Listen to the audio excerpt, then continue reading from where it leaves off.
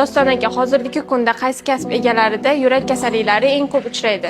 Keling, buni savol-javob orqali bilib olamiz. O'qituvchilar yoki bank xodimlari? O'qituvchilarda, chunki o'qituvchilar doimiy asabiy holatda, kam harakatlik bo'ladi va bu gipertoniya kasalligini olib keladi. O'qituvchilar yoki tungi smenada ishlaydigan ishchilar? O'qituvchilarda. O'qituvchilar yoki jarrohlarda? Qiyin savol. Jarrohlarda, chunki jarrohlar uzoq vaqt mobaynida tik holatda, bir xil holatda ishlaydi va bu qon aylanishini sekinlashuviga olib keladi va bu yurak kasalligining boshlanishidir. Jarrohlarda yoki uchuvchilarda? Bu savolga javob berishdan oldin sahifamga obuna bo'ling.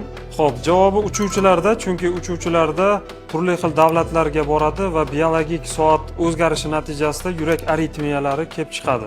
Uchuvchilarda yoki haydovchilarda? Haydovchilarda, chunki yurak kasalligiga olib keladigan barcha odatlar haydovchilarda mavjud. Ya'ni kam harakatlilik, ovqatlanish tartibining buzilishi, stress bu yurak kasalligiga olib keladi. Haydovchilar yoki sotuvchilarda?